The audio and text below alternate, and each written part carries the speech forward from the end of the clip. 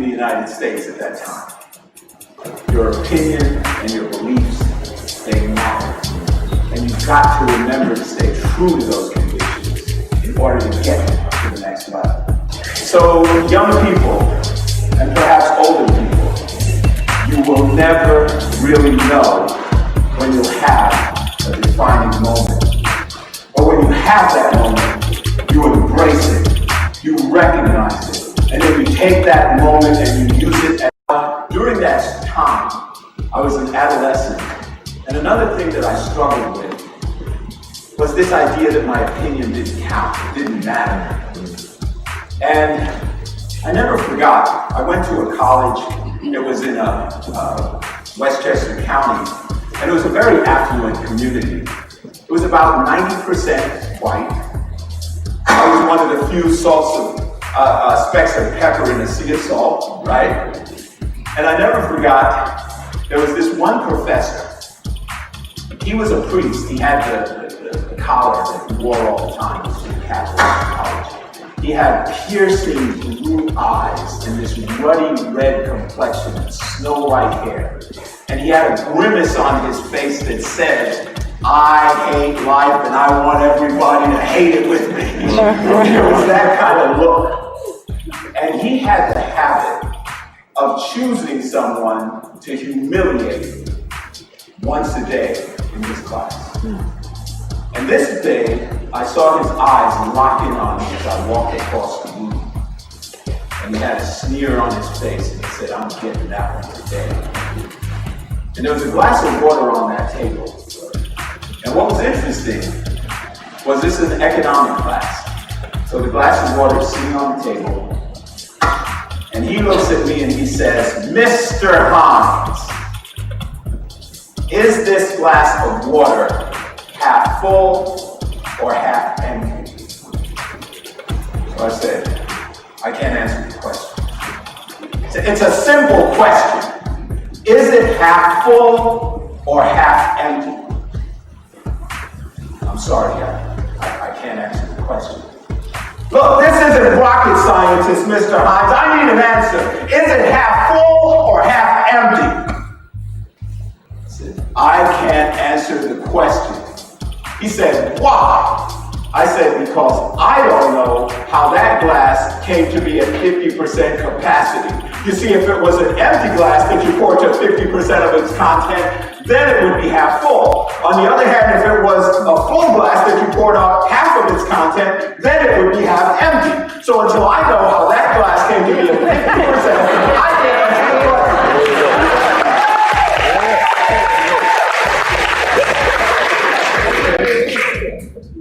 This man turned beet red. Redder than he was when he started. And he literally went, and bit himself, and that scared the heck out of me. He bit himself. And then he said, "Sit down." Now, I tell that story because in that moment, I realized that my reasoning and my opinion, it mattered. But let's fast forward. Fast forward 12 years later. I'm an adult, I'm sitting home, and I'm watching Johnny Carson, one of my favorite talk show hosts at the time.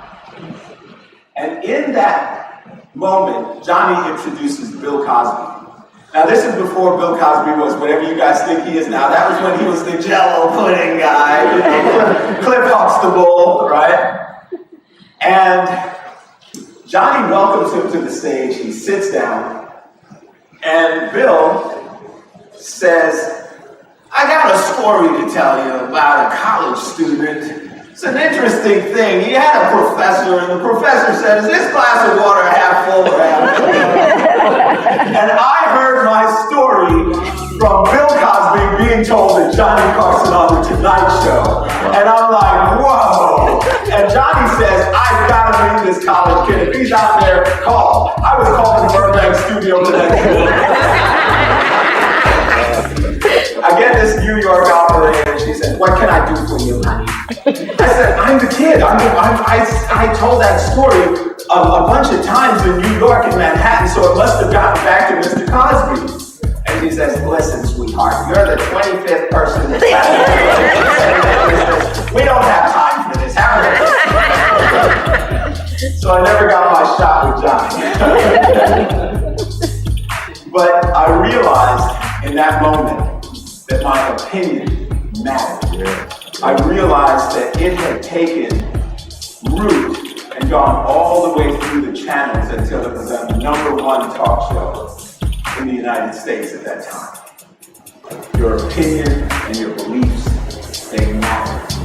And you've got to remember to stay true to those convictions in order to get them. Welcome to the Cutting Edge Radio. It's your host, Mr. Al Roundtree, aka Tree, aka Mr. Social Baby. Again, I don't care what you call me, as long as you can call me. And we've got a special guest in the studio today, very special guest in the studio. So glad it's almost like perfect timing, right, to have you come in today. Mr. Colin Charleston, Executive Director of Erase Races, a 501c3. Welcome to the show. Hey, glad to be here. Hey, man, I'm so glad to have you. You know, obviously, you know, right now it's crazy how it fell in, you know, place for you to be here and things like that. But I think I'd like to talk a little bit about your background before we dive into, you know, the Erase Race organization. You know, you come from a military background. You know, you started some organizations. I've seen you also do some teaching and things like that. Talk to me a little bit about your experience in the military and post-military. If you had any situations or scenario of, you know, dealing with racism and things like that. Well, it's interesting because as I begin to look back over my life, I kind of see how all this is falling into place, all of the experiences that I've had. And it actually began in the military. One of the first instances that I encountered in the military, when I was a young captain in the military, then the Marine Corps had a very big problem with a statement that one of our commandants, who's our #1 Marine, he made a statement about quote unquote black officers, and started this tumultuous race incident in the Marine Corps.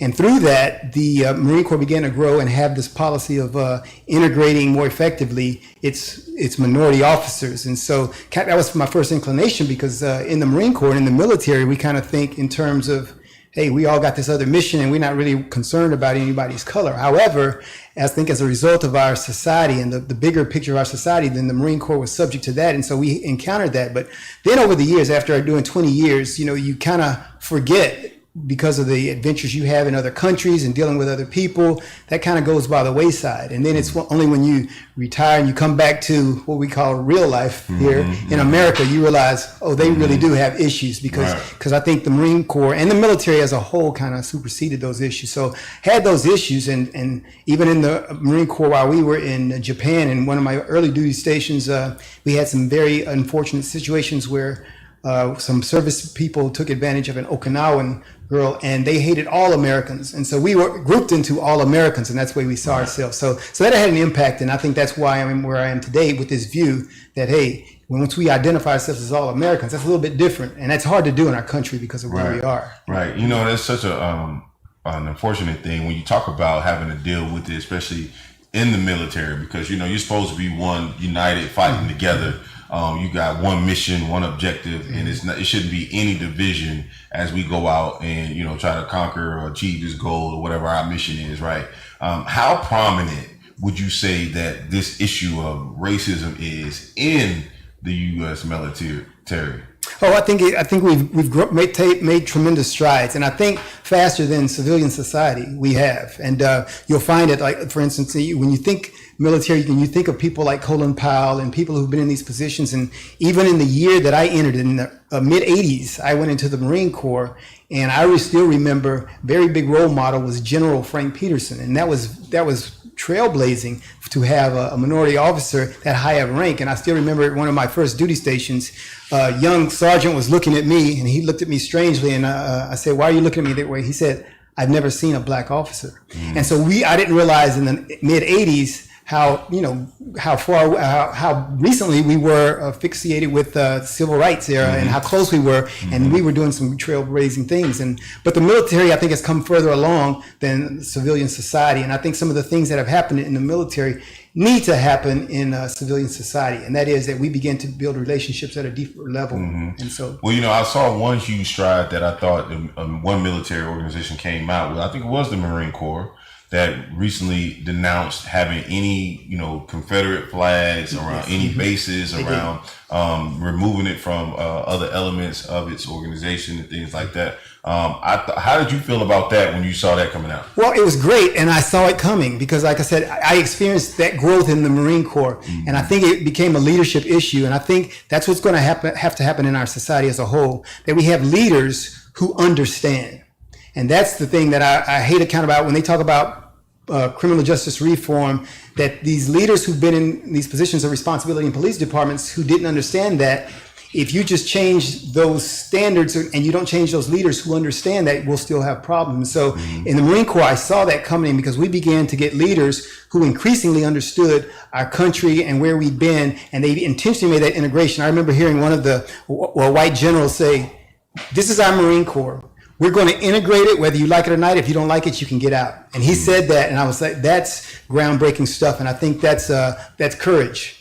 Wow. And that's what we're going to need more of in our country. Definitely. You definitely need to see more examples of that. And I think we're starting to see a lot of examples coming from what I would say within. So these institutions, when we talk about the police force and, law enforcement and things like that, you start to see a little bit more of these groups coming together, standing out against and condemning racism. Even big companies come out. Most recently, one huge organization, well, obviously one of the largest, had a huge issue in all of this was with the NFL. The NFL coming out, its whole issue with everything started with Colin Kaepernick and him kneeling, really not against the flag, but just, again, talking about trying to illuminate what's going on within the black community, how, there's so many injustices that were happening to our community, to black men and women, and them being ignorant of it at that time, it taking a stance of, he's kneeling or protesting against the American flag, which was never the case. It was about what the flag was supposed to represent and be for. So, you as a former military guy, like, I know that, I've heard examples on different ends of this, of this particular situation, but what was your stance on him kneeling and what you thought it represented, and how did you feel about when people say they are disrespecting the flag in protest or whatever? What were your thoughts on that? It is a classic case of what the problem is in our country. We don't listen long enough to understand. We just don't listen long enough to understand. Colin Kaepernick, because I understood exactly what he was saying. And looking at what had happened in our country, I understood that.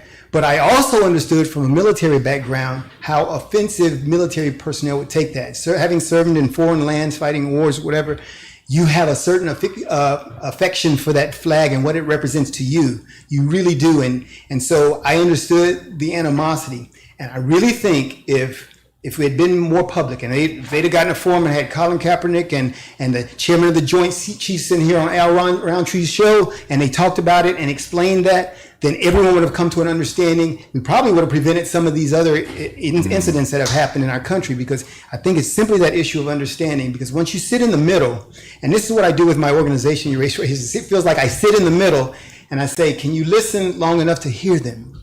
Can you listen to both sides? So can both sides, and let's come to some agreement on the things that we know will be good for all of us. Well, why do you think that never happened? Why do you think that meeting, that event, that opportunity was never made possible? Well, because we characterize the enemy. Colin Kaepernick is the enemy because of what he stood for, and that's why team owners and the president, they were making these statements about him, because he's the enemy. I don't care what he's saying, and they didn't listen long enough, because if you heard what he's saying, I mean, it was clear he was doing this with that attempt. He met with a military guy and said, kneel instead, so you could understand that.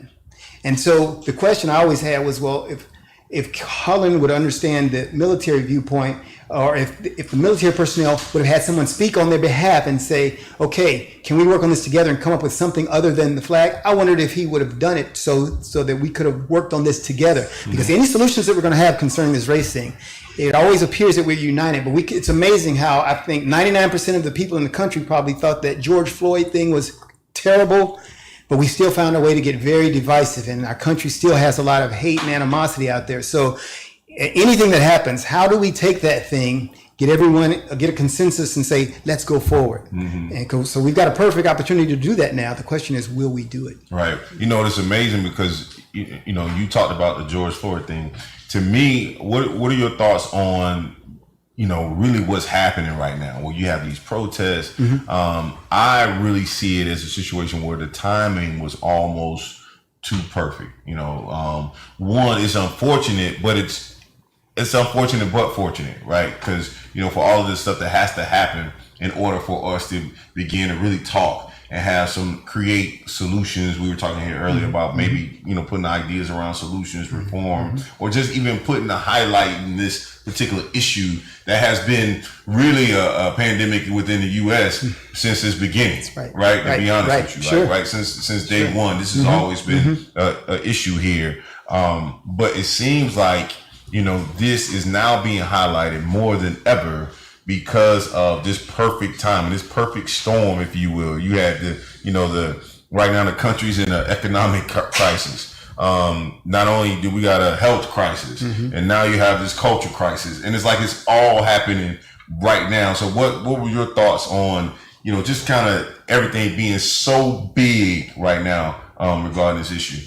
Well, I think a country like America and what we stand for and what we were created for, this is the way the system works. This is American democracy. This is the way it happens. It doesn't always look pretty, but this is the way it happens, because when you can have peaceful protests and demonstrations and people making a stand and doing those things, that's what is required for the impetus for change often, to get the attention of our politicians and personnel out there who are able to make the change. And then if they don't do it, then we, the people, rise up and we initiate that change. And it's such as the thing I'm doing. I've got a 501c nonprofit. I have an opportunity to do that. This is what it looks like. You've got social service organizations, welfare organizations, the public sector, the business sector, the politicians. Everyone makes their stand and they get to voice their opinion. This is what it looks like when you've got a system of government where everybody's opinion counts. And you can speak out in whatever format that you like. Of course, you want to take away the criminality, and you got to take away that kind of thing as part of it. You don't kill people because they think differently. But that's what American democracy should look like. It's all these voices being heard and people using any opportunity they have to get their voice out in the forum. Good. Yeah, I want you to talk a little bit more about your organization. We're going to talk about that definitely coming back after our break. But I really want to know more about some of your thoughts, because given your experience, you sitting on both sides of the fence now, then definitely being an African American man yourself, having those experiences post, your military career. What do you think would be some steps to really help bridge the gap in America to help bring some resolve, some solution to a wrapped around race in this country? Yeah, because of our bad history, I used to make this joke. I said, make me president. I'll make a law where you can't make anybody, you can't marry anybody your same skin color. You have to marry somebody your different skin color. Then that way all of our kids would be all mixed and we'd realize that, skin color doesn't matter, Right. So that was kind of a joking thing. But understand the reality of some of the research I did when I started talking about this race thing. I understood, well, that's really what the case is anyway. Race was something that was made up, and so that we created this thing, and now we live according to it. Sadly, in America, we live according to this race thing where everything is done by skin color. But understanding the reality of that for people, then you've got to have solutions that understand that. But our objective has to be to move beyond that. And so erase race and it stands for erase race and strengthen ethics. It's the principle that Martin Luther King had that said, we really got to judge people by the content of their character, not the color of their skin. That's easy enough to say, and people can say, yeah, but that's not ever going to happen, whatever, because race is too far along in this country. But I think it starts with me and you, and tell every individual, it starts with you deciding that you'd want to do that. And engaging people that are not like you, and I say sharing life with them. Right. I've got a great story of my family, the Charlestons, and we live with this family next door, the Carlins, as we started our Marine Corps career, and we spent the rest of our lives, so the last 25 years, they live now in Tampa, Florida, and we've got such a relationship that when their daughter has a child, and we're dark skinned, they're light skinned, because I don't like to use black and white.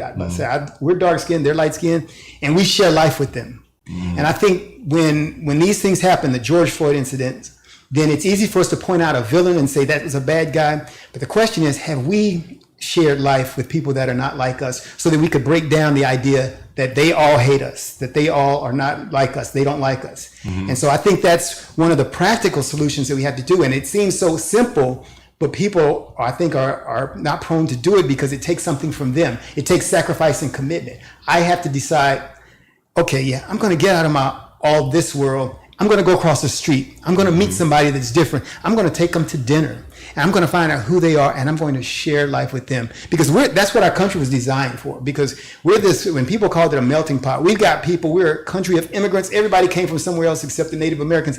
Everybody came here. So then we got to live together. And we can't do that and come here and say, yeah, but I'm not going to have anything to do with those people. And I think that's our problem. So our solutions are going to be when we begin to engage each other and share life with each other. Right, that's been a long time, ideology for the United States is that we have tended to, I think other people from around the world view us as this culture of, vultures, if you will. We come in, destroy stuff, make it our own, and do what we want, right? Because I think from the beginning, that's always kind of been the stance that this country has taken. And regardless if it's, like you said, light-skinned people or whatever, it's 9 times out of 10 has been that side that has kind of created and started a lot of stuff because they, run everything. But it's so interesting to see where we are now, where you start to see a lot of people understanding that other side. And like you talked about, to me, it's a matter of perspective.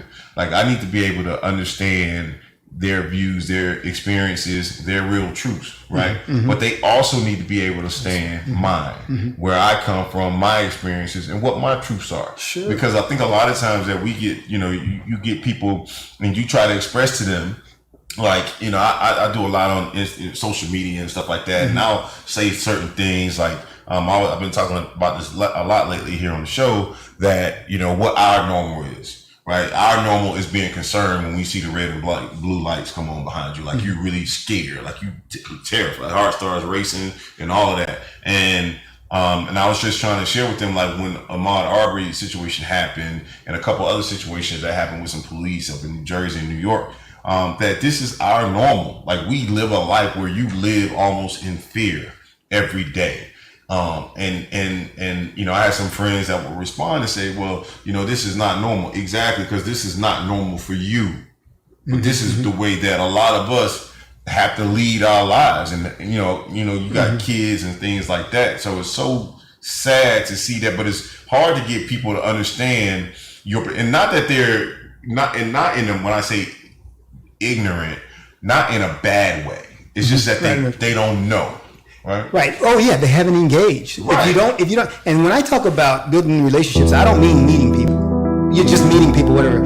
I'm talking about connection that takes you deep into the lives, so that you do understand. See, when a lot of the leaders now who are saying we need to try to understand, that's because you haven't done the work ahead of time and really engage. Because like the Carlin family that I was telling you about in Tampa, Florida, they would know where we stood on this already because they've shared so much life with us. They would know probably where we stand on all these issues. And so that's what we've got to do. And the thing we got to understand is, America, 340 million people, we got probably 340 million experiences. 340 million experiences, because the one thing I told people, I said, I wouldn't tell everybody my experiences, because my experiences have been counter to that of most of my other dark-skinned brothers. Mine has been totally different. Matter of fact, it got so bad a couple of months ago, I told my wife, I said, next time a cop pulls me over or stops me, or I'm just gonna walk up and give them some money, because I've gotten off so many times when they stopped me and said, okay, go ahead, go. They've been overly kind. I said, so I have not had a normative, for what they call for a black man, normative experience. I said, so everybody's got a different experience, and so a different frame of reference. I said, but I wouldn't say that mine is the way. No, it's not happening, because I know that it is, because I understand from the other viewpoints. So most of the time, so let's talk about your experiences a little bit before we go into this break. And I'd be interested to know, as a black man, what has your experience been when when you're stopped and that kind of, and then let me ask you this. Sure. Was it also would you recognize yourself or just, introduce yourself as a military man and that kind of thing? Did you think that lent to, your treatment by them at all? Yeah. And so it's all those things together. And I think it's because a lot of it has to do with the way that you present yourself. First of all, being a military guy, and I used to tell my kids this, and when I say my kids, because I taught high school and I call them all my kids, I used to tell them to understand what it means to be in a position of authority. And so educating them on that, then I lived that as well. And so I told someone, I said, I don't care if I'm a colonel in the Marine Corps, as I was when I retired. I was a colonel in the Marine Corps. When that cop pulls me over and pulls up to my car, guess who the authority is there? I said, so I understand who the authority is there. And so it's the way that I respond to authority. And I think that's one of the things that we don't talk about enough, about the response to authority, you know. And just as those cops, when they they got authority, and authority should be dealing with them as well. So all the way up and down in every area, there's authority. So my experience has always been that, number one, that, and I started from a different place, although I grew up in Prairie View, Texas. If you know Prairie View, so I grew up in the black, quote unquote, black experience. And so I had the knowledge and the history and all those things, whatever. However, we integrated when I was very young in elementary school, and immediately, I just blended with people, you know. And so I was on the football team, played football, and we had a great football team. It was mixed. And then I played college football, and it was always this mixture of people. Although I pledged a black fraternity, we started doing stuff that integrated others. And so I always had this life. And so when I went to the Marine Corps, that was not out of the norm for me, an integrated environment where the mission is bigger than your skin color. And so I had that. The guy who made me what I was in the Marine Corps was a major who was a white guy. He was my mentor, and he made me successful in the Marine Corps. And so I had positive people on the other side pouring into my life. One of the things that we don't get when we don't build these relationships is we don't have people from other skin colors, other groups pouring into our lives who impact us. So when something happens, we have to go with the narrative because we don't have anything, any differing views to offset that. And so that's why my experience has been so different. And so, I say I owe the police thousands of dollars because I get pulled over, and for a long time there, all I had was my military ID card, and I'd present that, and they would, so you're going to get a warning. So, and now I always tell people, I said, if you talk about some privilege, they gave me some breaks. Right. And so it has to do with our response to the way that people. Well, that's good. You know, that you've had that experience. I think, you know, you hear a lot of, brothers and sisters whose experiences have not been similar to yours, right? And those are real. You talked about that early. Yeah. So I wanted to know because, I know there are officers or just people in general that when they know that you might be in the military or they know that you do this or you do that or you this person, they treat you differently. They may respond differently than they would have normally responded, right? I know that I could talk about one particular instance just real quick. When I was stopped by the police officer and really, being polite, understanding authority, all of those things. You're just not heart already racing 1,000 miles per minute. So you don't want to say anything crazy, which, my issue with this person was he stopped me for a turn. He said I ain't turning my turn signal. But when, he wanted to go further than it was necessary because of how he thought, he wanted to bring me in potentially. And when he saw how I was dressed, only because I was dressed for work at that time, I had on some slacks and maybe like a button-up shirt or whatever. He was like, oh, well, you look like you're dressed for work. So, I'm like, well, wait a minute. So you mean tell me, like if I was dressed, if I had basketball shorts on, I was just going to go hoop down the street. Oh, so you probably would have took me to jail, right? Unnecessarily. So it's stuff like that that I think that a lot of people don't, understand or experience. And those are the experiences, you're right, I think we need to share with other people. But we're going to be right back, guys. We're going to take a quick break. We're going to learn more about Collins Erase Race organization. I want to hear so much about what you've been doing. I want you to share with the people where they can find you in the whole nine. You're listening to The Cutting Edge right here on Edge Radio Network 101.7 on the FM dial 1540 AM. Call in after the break. We'll be back soon.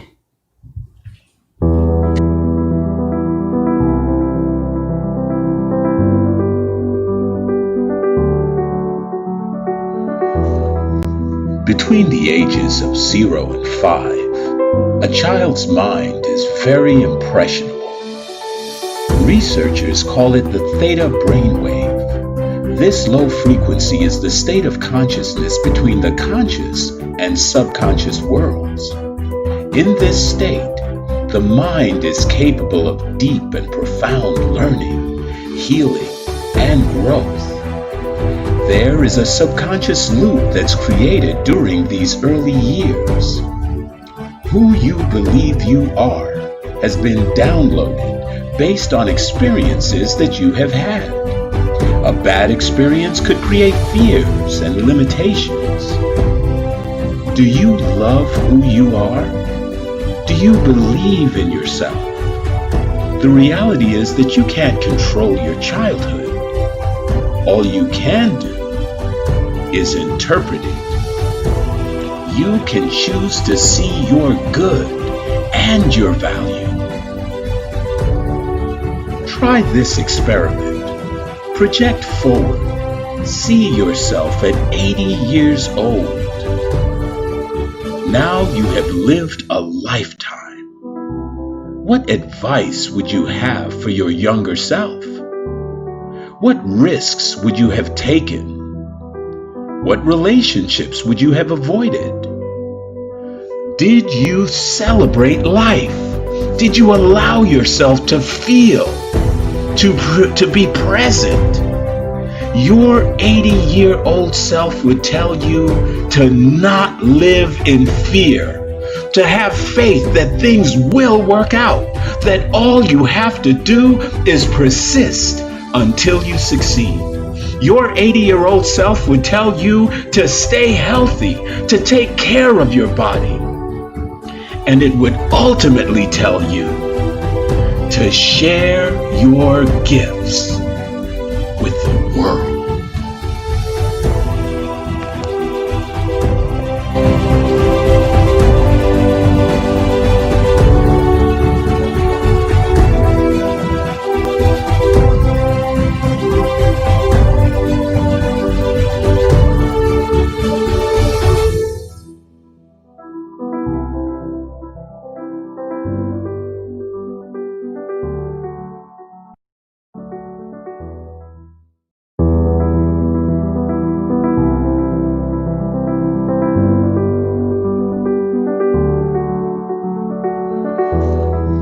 Between the ages of 0 and 5, a child's mind is very impressionable.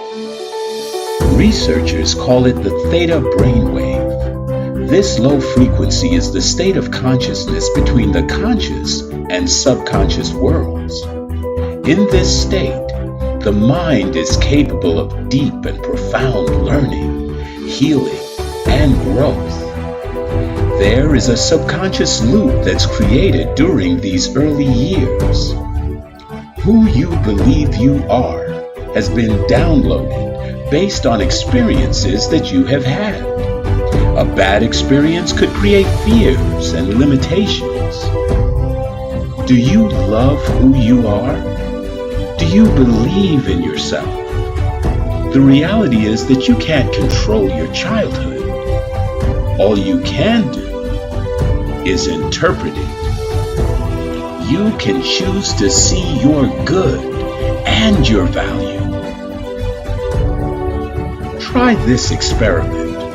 Project forward. See yourself at 80 years old. Now you have lived a lifetime. What advice would you have for your younger self? What risks would you have taken? What relationships would you have avoided?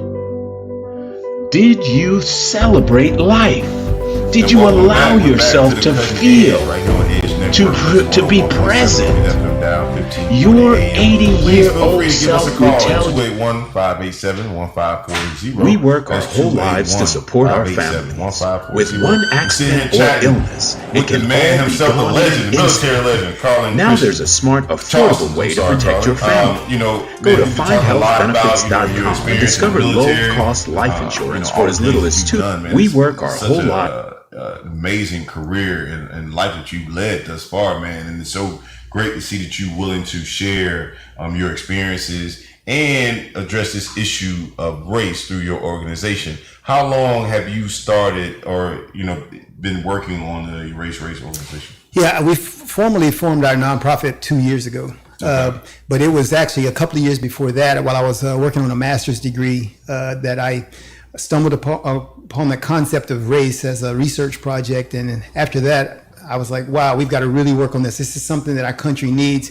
We've got to get out of this race mode where we believe that people really are identified by their skin color. I said that was, of course, what we call our original sin in America, that we began to enslave people based on their skin color and things like that. And we've never gotten rid of that. And so with all the changes that we are now looking at, I hope that this becomes one of them, that we get rid of this concept of race.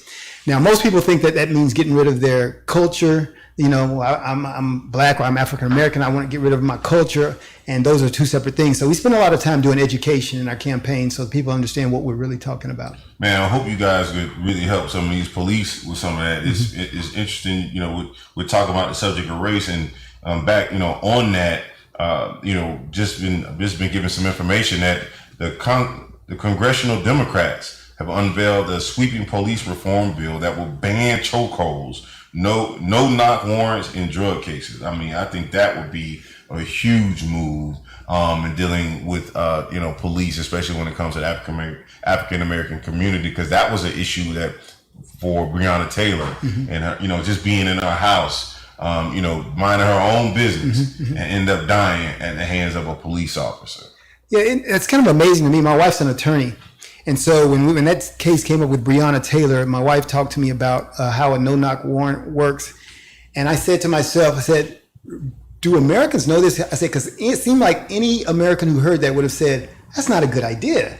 I said, so were we really just not thinking about things that much, or the people who are in charge or responsible for that don't know that? So that's a good move, because there's no way that makes sense for anybody. I said, you're asking for someone to die senselessly when you have something such as a no-knock warrant.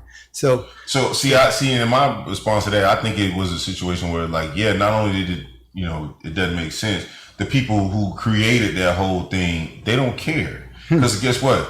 They ain't got to worry about their loved ones being, you know, it happening to them, right? It's probably very, very unlikely that if somebody's going, if it ever happened to someone that they knew or they loved, then I bet they would be looking for it. They'd be like, oh no, this can't be a thing, right? They will change it right away at that moment. Well, it seems like maybe that's the Marine in me, because I told my wife, I said, if I was in a position in this country, in any position, and I heard something like that, I would go straight to the source and say, we got to get rid of this. We got to fix this. No, we can't let something like that ride. So, and I guess that's why I'd be the guy who would start a nonprofit saying, we got to fix this. That can't ride. So, yeah. Right. And that's good, man. That's good. So, tell us about some of the work you guys have done with Erase Race. Okay, yeah. Oh, it's really been phenomenal. We spent the last the last 6 months of 2019 traveling the country, and I hopped in what I call the Unity van, because it says the American Unity Movement on the side. It's draped in red, white, and blue flag and everything like that. Had some interesting conversations with people in 112 cities around the country, because every time I'd go into the grocery store, something coming out, and somebody's standing by my van. They want to talk about this thing. So it was really interesting. Number one, meeting the American people, really understanding how different people are all around the country, and getting that understanding. But more than anything, some of the going to these cities, you really begin to understand that this problem of race, this thing that we call race, is really one that can be overcome. And because it sounds kind of crazy. I thought it was crazy kind of myself, because everybody says, erase race, what are you going to do? And so part of it is having to educate people to what we mean by that, getting rid of this concept of race. But the easiest answer is begin to meet other people, engage with other people, connect with other people. And I was able to do that. And I think I've learned, more than anything, I've learned now how to really engage people, not just people you agree with, not just people that look like you or act like you, but engage other people and then begin to share life with them. How do you suggest that people start to engage with other people? Like, what are some ways that people can go about doing that? Well, it's so easy, but I think all the things that we do in our society keep us from doing that now. But it is simply saying, I've got to intentionally decide that somebody who's not like me, somebody who's just so far that I wouldn't normally, because hey, everybody goes to Walmart. I mean, I guess we'll start going back to Walmart. You go to Walmart. I've had some of the most amazing encounters in McDonald's when I was traveling the country, because I went in with the intentionality. There's the key. Intentionality. I went in with the intentionality of saying, whoever I encounter, I'm going to engage and see if I can connect with them. And once because it's almost like a game, but it became very intriguing, and you realize the depth that it creates in you of your ability to build a relationship when you can do that. There was Robert Hernandez, this guy I met in Arizona. I met this Gracia Silva Padilla in El Paso, Texas. And then here's a story, and I'm going to take about a minute to tell this. This was phenomenal. My wife would tell me, when you go to this state, stop at this historic site because this has some racial implications. So Central High School, Little Rock, Arkansas, in 1957 was forced to integrate. Right. And so one of the iconic pictures identifies these several white students yelling at this one black girl. I asked them, walking into school. Yes, Yeah. I asked, yes, exactly. Everybody's seen that picture. I asked the people there, I said, do you think any of these people still live in Little Rock? And they identified the one lady who was there in the picture with a scowl on her face. And I said, okay, thank you. I called my wife who's back in Texas. I said, hey, can you look up this lady and give me her info and find out where she lives? About 10 minutes later, my wife calls me back and says, here's the info, here's where she lives. She's married to this guy. This is her married name. And she said, you need to call before you go. So I said, I'm not going to call before I go. I'm just going to go. Right. Wow. So I go and show up. I got my van. Her husband, a towering guy, kind of about 6'4" or so, comes to the door, and he's, what are you doing at my house? You know, I had that attitude. He said, what do you want? And I said, well, I try to explain, try to be very nice, try to use my connection skills, and say, I just really wanted to talk to Hazel Bryan. I was just coming from the museum. I saw her book in there, and I wanted to talk to her about how things had been. As I was saying that, she was coming around the corner, and he was still kind of being hardcore. And he said, why do you think I would believe that you're not here just to scam? Because evidently, for the last 50 plus years, it's just been terrible. She said last week somebody had dead flowers in their yard or whatever about the things she did. And so she then eventually came out and began dialoguing. She talked about how 5 years later, after that happened, she was 15 years old when that happened, 5 years later. So in 1962, she apologized. She went on all the television talk shows, Oprah and all that, and she was always beat down. Wow. And so she said, I was really hoping things would change in the country. And I made a joke. I said, hey, well, that's what I'm here for. I'm trying to make that change happen, whatever. And then for the next 3 hours, I was at her house, and we became best friends. We made the connection. And that's what I'm talking about. So, and it's sad that she's now almost 77, something that happened when she was 15, and it's plagued her. And plagued our country for that long. And so it's going to take intentional acts where we can build some bridges like that to try to change that. Right. And definitely, we talked a little bit about that because that sounds like a situation where it falls right into the lane of, that's what she knew or that's what she was taught when she was born. Right. So she was just only going along with what she knew and what she thought was the right way or whatever that doctrine was that they lived under. And then, but then she began to see differently. Like she said, 5 years later, now, the unfortunate thing that, people weren't so forgiving. Right. Which is a sad reality.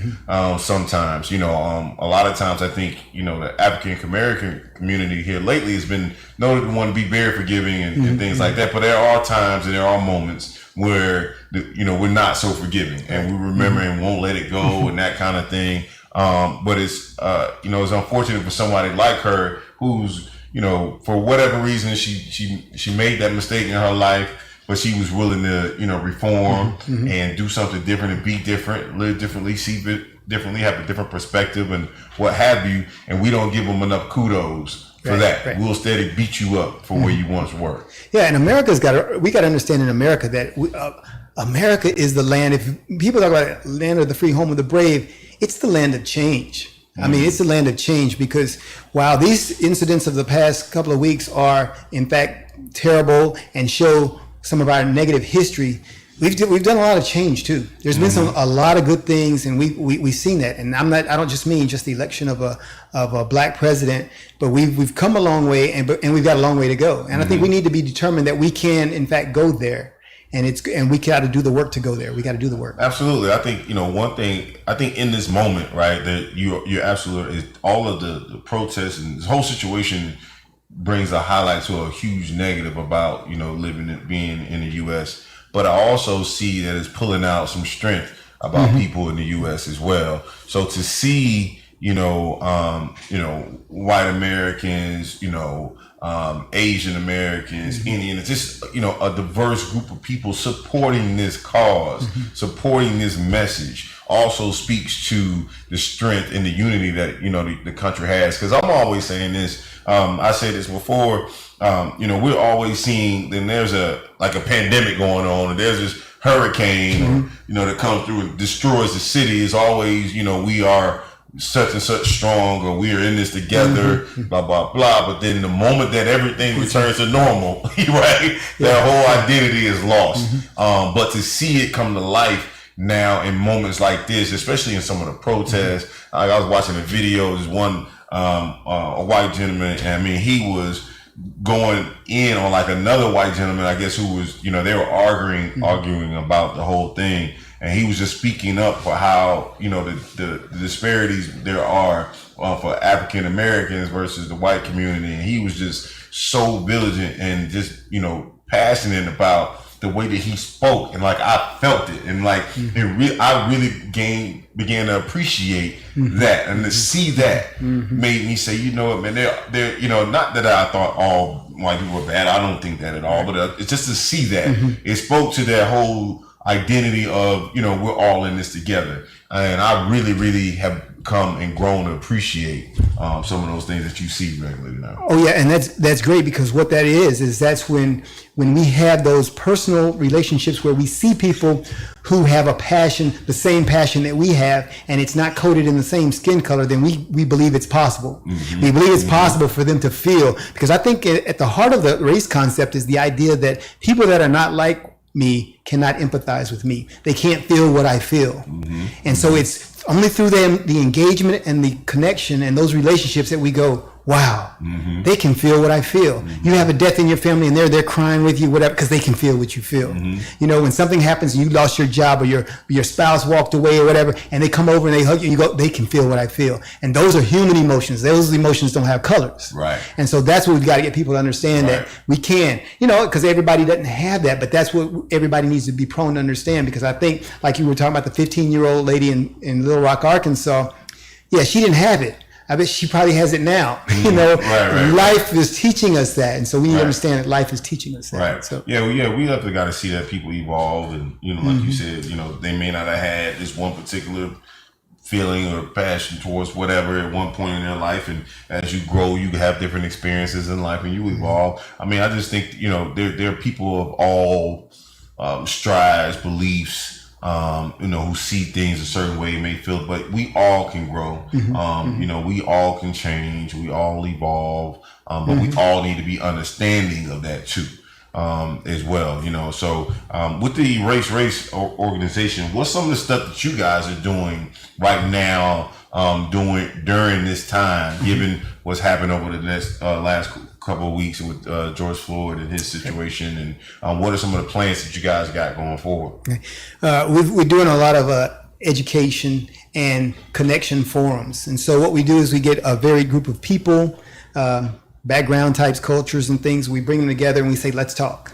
And so we do a lot of talking, and we don't do that with a lot of fanfare, because we want people to begin to understand the exercise of dialogue. And so we create these rules for dialogue, and we tell them one of the first things you got to do is you got to come open, come disarmed. Don't come with weapons, because you bring weapons, you're there to fight and defend. We're not here to fight or defend. We're coming disarmed. And so then the next thing we say, we got to come and understand the person that I'm dialoguing with, though they differ with me and disagree with me on things, they are in fact human. So we say we got to humanize people. And so we take people through these things. And I said, it's amazing because of the groups that I've had. And I've had people, and we're trying to do some things where we get some of the more prominent organizations, a leader of Black Lives Matter, a leader of a white supremacist group, to come together and sit down and do this. But we tried it on a lower level with just people on different ends of the spectrum. It's been beautiful. It's been beautiful because you never got to the yelling and shouting. I mean, because if you listen to Facebook or you're on the news, people are yelling and shouting and they're mad and there's hatred. But when I call it prepare the soil, and we bring them in there, we prepare the soil, then we reap a harvest of just peace. And and people still disagree. It's not like we're saying everybody, we have to agree to get along. No, we try to explain to people that you can get along even in your disagreement because it's the way that you treat that person you're speaking to with a sense of respect and the fact that they're a human being. And once you do that, then I think that's a deeper level of connection. And we have what we're trying to go for in Erase Racism now. And so that's one of the things we do. We have this forum where we do that.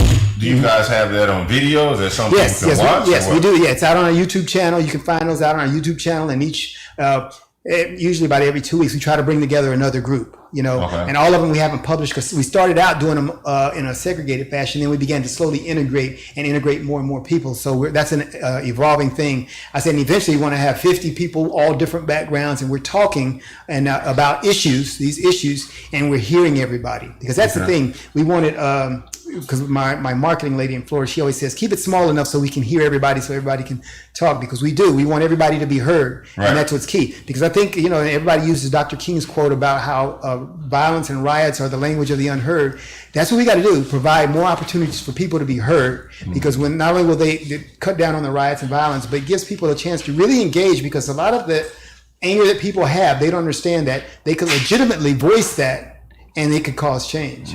And so that's what we're doing. So everybody's been acting mildly in these forums that you guys been having. There's been I imagine there's got to be some. I mean, you got to probably be sweating bullets when you start this thing. Right? Well, yeah, because I was really checking, because this was my belief from the beginning, that I thought that the deal is if we can really talk to each other. I said, because the stuff you get on Facebook, because some of these people were very violent before on Facebook. And I would go out on Facebook, fish them, and say, would you be prepared to talk to people on the other side about that?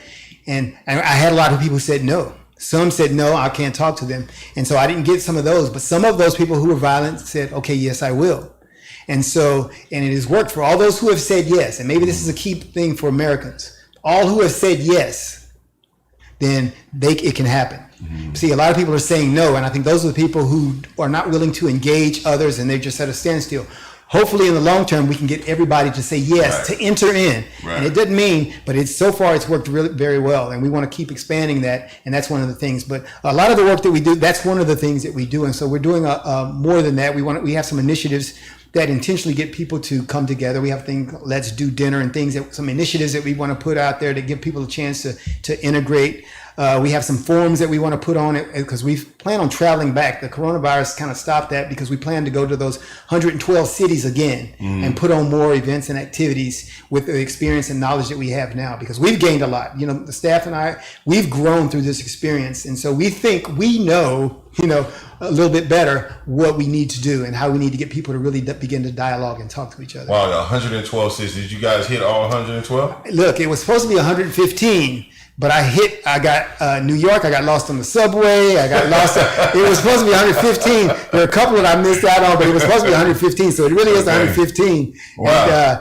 And if we get some, because they're feeling like some more cities are going to ask us to come, and we would go to any city who asks us. And so initially I said, I got to get this done in 3 years, but I said, I'm going to go as long as it takes for me to hit all the cities. Okay. Because I was going to ask you what kind of time frame was the window on hitting all 112? Well, because when we did the 112, I had a plan, and I started in the Southeast, and I had a route and whatever, and it was cool because you go from one city, I might have to drive 200 miles to the next city, whatever. But when we do the big thing, all the forums, then it's going to be more like I might be in Louisiana, then I might have to go to Arizona or something like that. So it's going to take a lot longer. So when you going on this tour, right? What do you do in each city? Like, so you in Tampa. I'm from, which is my hometown area. Tampa, my goodness. So I'm from Bradenton. So you in Tampa, you can drive down to Bradenton. It's right across the bridge. What are you doing like when you get there? Well, what we did in Tampa, and because we have, matter of fact, the Carlins, I hear me talk about the Carlins, they're in Tampa.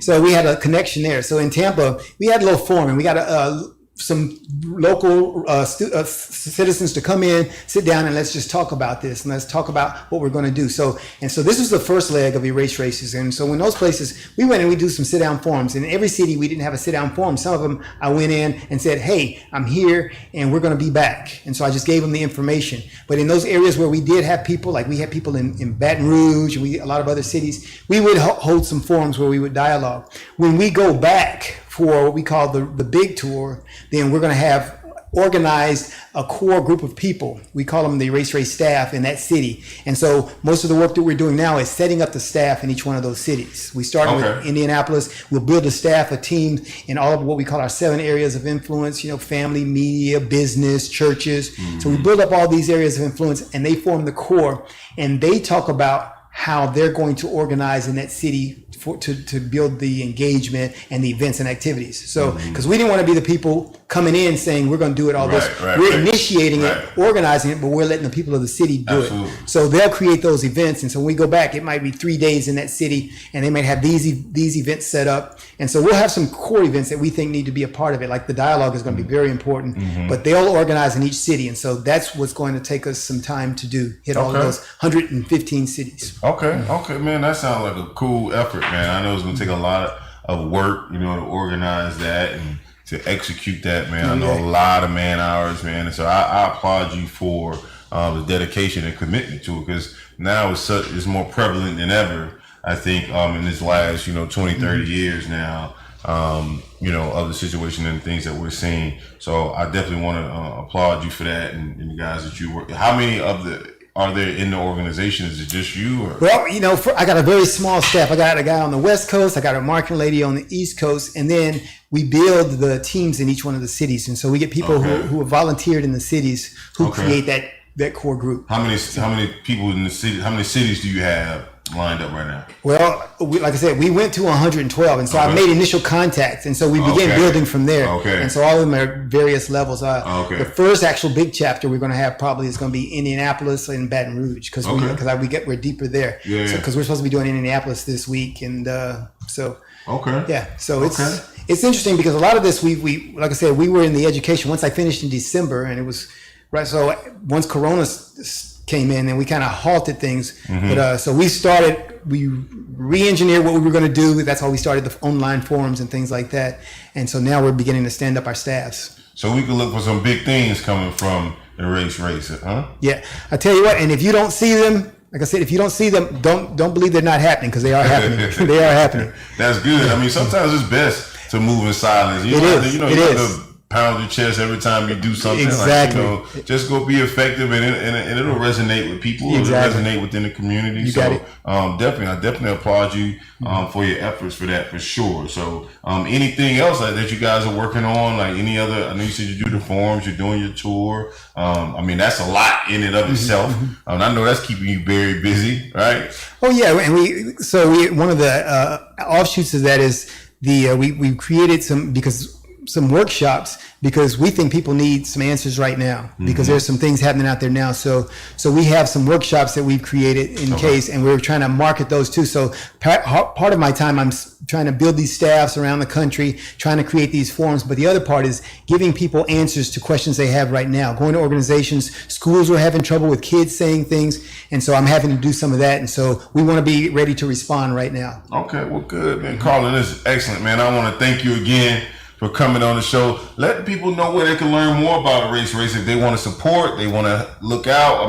Where can they find you? Hey, you can big time support us. Go to eraseraces.com. That's our website. And go to our store and buy one of these t-shirts, which helps the cause. Sweet, and they're nice t-shirts, by the way. They're nice t-shirts. Yeah. And so do that. And we got a lot of different styles out there and some other things that you can go and purchase out there. And you can always, of course, just donate. But we're also on Facebook, Instagram, Twitter. You can find us out there. We'll be putting more content out there that is educational and things that can get you involved. And if you'd like to be on one of our forums, you can also sign up out there to do that, because you might have a viewpoint that you think nobody's heard, and we want everybody to have their voice out there. Absolutely. Well, man, we definitely thank you so much for taking the time out to come join us today to talk about such an important issue that's happening right now in our country, and that's being impacted by people all over the world. In fact, so I definitely want to thank you again. We look forward to hoping and having you back here soon. We want to thank you guys for listening today on 1540 AM and 101.7, and also edgeradionetwork.com. We'll be back tomorrow right here on the Cutting Edge, same time, same place. We'll see you then. Peace.